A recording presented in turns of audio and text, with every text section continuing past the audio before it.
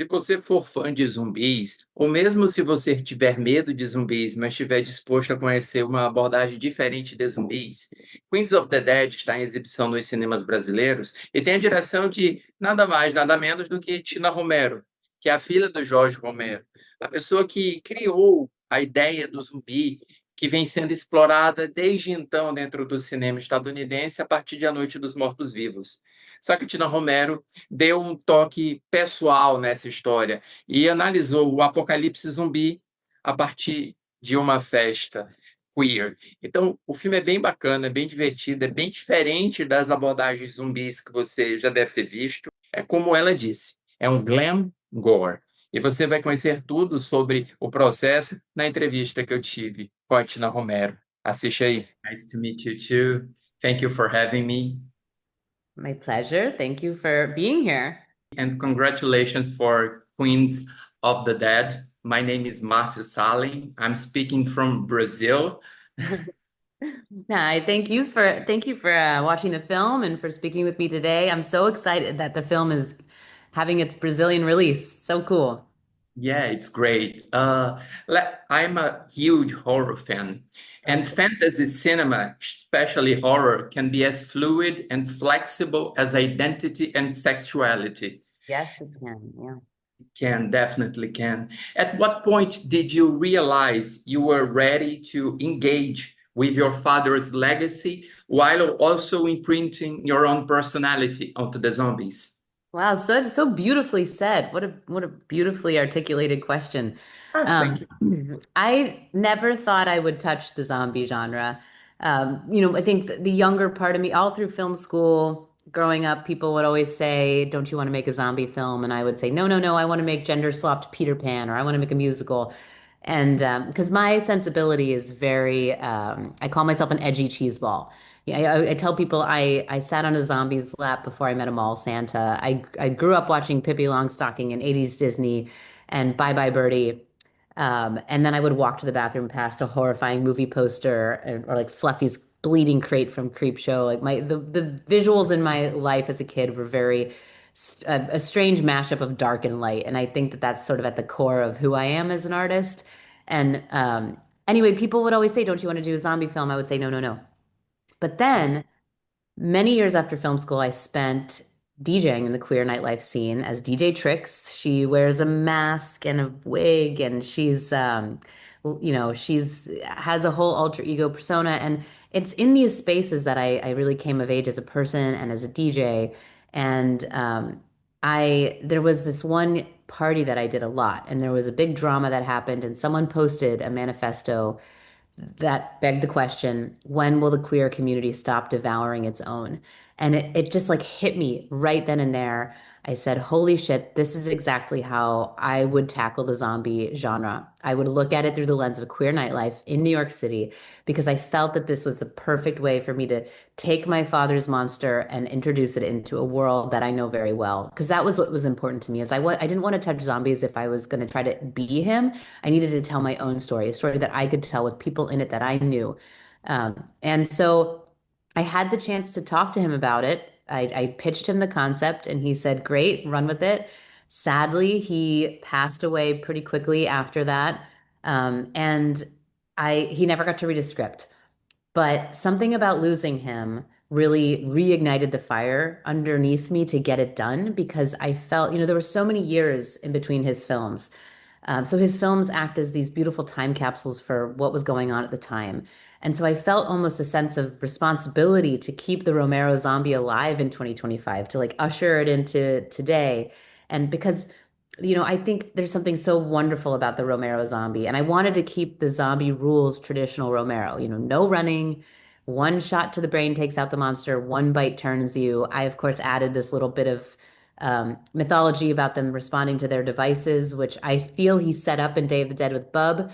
But also, I think that he would approve of that, especially because if the zombies do start rising tomorrow, I believe they will all be on their phones. And I wanted to keep this, the heart of his Romero zombie alive in the film while also introducing my own voice and aesthetic where I'm so different from him. I'm a female, I'm queer, I love dance, I love musicals, I love pink, I love glitter. And so I wanted all of these things to come through while still like paying homage to the monster that he created and also making sure to say a thing or two about what's going on in the world today. No, thank you for your answer. I have a lot to grapple uh, of what you said. But your father, he was a transgressive director for its time. He had a black protagonist in the first Night of the Living Dead. It's always hallmarked as such. Mhm. He discussed zombies not as just a monster, but as a metaphor of alienation, consumerism. He was able to see through the zombie the lack of humanity in us. And Yeah. in your film, as you said, you suggested that the queer community might be devouring itself. And we can see this if we catch the history of USA, for instance. We can see Paris is burning, and we can see the conflicts between the houses. We can see the killing of Marsha Thompson, which sparked rivalry between the community. Do you see the film more as a critique of internal fractures of the queer community, or do you see it as an affirmation of resilience and unity? God, I love the way you speak. Your questions are so beautiful. Um, my answer is both. And when we started, ultimately, I think the stronger point for me, it is a story of resilience and queer joy and how what can get done when the community sticks together. But all of that, the shades that I wanted to bring out are those shades you speak of, are the fractures, are the tensions, are the ways that we are not, just because we're all included under this umbrella in this spectrum doesn't mean that we all get along.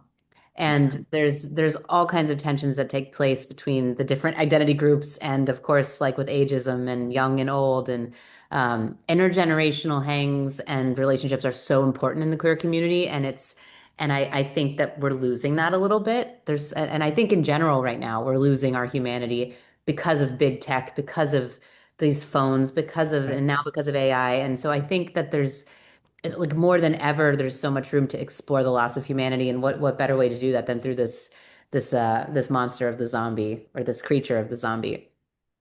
That loss of humanity, you said that before. The zombies were using devices. Yes, And they exactly.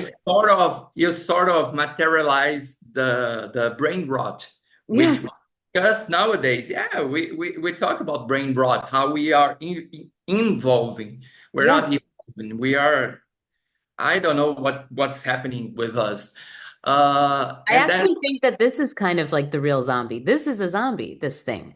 It is a thing that's eating our brains. This is a thing that's changing us and transforming us into another type of creature. It's really weird. It freaks me out deeply, and yet here we are. So we kind of have to learn how to play nice with it, I guess, because it's not going anywhere. But I think I find it very scary. Yeah, it is. And it feeds us exactly what we want to be fed with. Yeah. It doesn't feed us reality. It doesn't feed us with another point of view, another identity, another humanity. It just feeds us with the common sense we already have, which Yes. is the zombies, right? Yeah, exactly. But I will reflect about the zombie itself, the creature. Yeah. Uh, you rejected the realism which has been developed from films through the last decade or so in favor of a camp stylized aesthetic. Do you see this choice as a critique of today's obsession with hyper realism? Perhaps. I think for me, it was more a choice about just personal preference. Like I'm a little bit bored of seeing zombies look hyper realistic in their flannel and their denim and their rotting flesh. It feels very butch to me. And I wanted to queer this movie. I wanted to queer the canon, and I knew that I had to start with the look of the zombies. Before I had a page of the script, I had a visual deck, and I was pulling art by an artist named Marilyn Minter, who makes beautiful work commenting on the fashion industry. And she takes pearls and saliva and gold leaf and she oozes it all together in this way that's like viscous and gross but beautiful. And I really wanted to do glam gore, what I was calling glam gore in this movie. I wanted to see what happened when we oozed together makeup and zombie gore. And how could we create a glam aesthetic? I think the word for me was glam more than it was camp. I think it does turn into camp because of the world and because of the nature of the story and the over the topness of this crazy night. But I knew that I didn't want to do hyper realism with the zombies. In fact, I quite like the way the zombies look in Dawn of the Dead. I like how they have this sort of celadon green pancake paint on them, and how my dad's just, okay, this is what the zombies look like. Let's go with it. And I wanted to homage Dawn of the Dead, but then add a little layer of glam on top of it, hence the sparkle. And the head of makeup really understood what I wanted to do.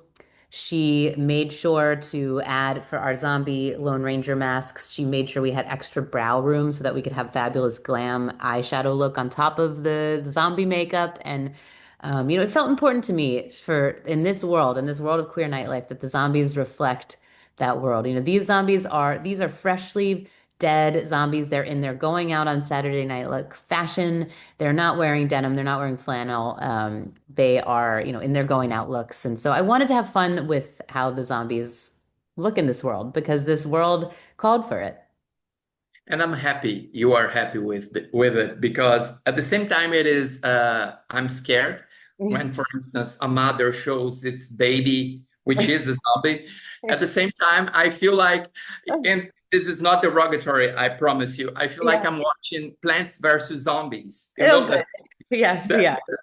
yeah, that drives me back into history of horror movies in which the zombies were created with such how can I put it in English? It was created. Tactile. Yeah, we can see not the flesh, not the rottenness, but we can see something at the same time very silly in a good way, but Yeah. also frightening because Yeah. they eat people. Yes. So Yes, it's fun. exactly. I'm glad that you felt that. And I think for me personally, and there's so many ways to do zombies. And I love how people love zombies. And there's just no wrong way to do it, unless in some cases I might argue it's wrong that they're running. The remake of Dawn of the Dead, for example, why are they running? Um, but I think that for me, zombies are the most fun when they're a little bit silly. Like when there is a playful, silly element, because of course, one zombie, two zombies, three zombies, not a huge problem. You probably can take them out. It's when you have the mass and the horde that it gets problematic. And even if they're dressed in glitter, a horde of zombies is no good. So I think I'm glad you took away that the nostalgia for another time, another phase of horror movies. And I also love the horror movies of the 80s and the early 90s. And I think that when, of course we're working with not a lot of money, so naturally we're going to be in a little bit more of a aesthetically tactile world because we are creating everything. We don't have the money for CGI. We don't have the money for crazy VFX, but I kind of like that. I think there's something charming, and especially today when we are just inundated with CGI, CGI, CGI, big, big, big, big. It feels kind of good to have small, tangible worlds. And without diving into politics, you Yeah. said that one zombie, two zombies, three zombies, they are easy to tackle. But a horde of zombies, a society of bullies, of zombies, it's where the danger resides. Yeah. And to conclude our very fun and amusing chat, you blended horror, you blended gore, you blended satire, you blended glitter, and you blended glam. What reflection do you hope will linger with the audience at the end of Queens of the Dead? I hope that people come away feeling actually a little bit of hope from this zombie movie. Not the typical feeling you get at the end of a zombie film, but I hope that people um, feel hope and also a sense of, hey, the gays are pretty great. The queer people are pretty fun.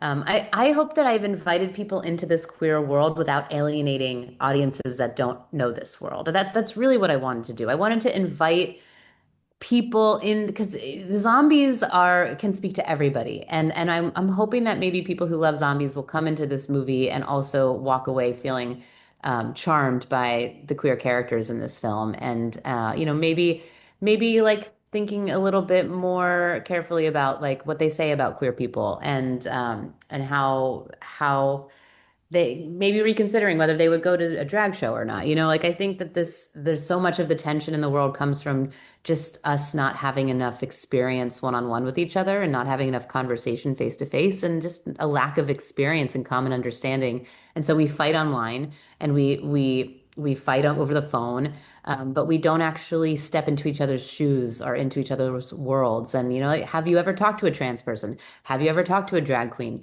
Like have some conversations with people, go to a drag show, go to a gay bar, and put yourself in the community for a second before you write us off as having an agenda and being up to no good. That was great. Thank you very much. And I hope you are able to maybe sooner than later come to Brazil I hope and so too. I would visit love to. Carnival. You would love Carnival, which I is would. I can't wait. I have to find a way to get to Brazil. I totally agree. bring them zombies to Brazil also. We would love that. Okay. Okay. Well, I'll work on that. Thank you very much for your time. Thank Have you. a I great love your day. questions. They were so beautifully articulated, and thank you for all the thought you put into it. Thank you very much. Have a good one. Bye bye. E se você gostou deste vídeo, deixa teu joinha, comenta o que achou da entrevista ou do filme, compartilha com os amigos que querem conhecer uma versão zumbi diferente e voltada para a comunidade queer. Inscreva-se no canal, ativando o sininho das notificações para não perder nada do que eu trago para vocês aqui no Cinema com Crítica. Tchau.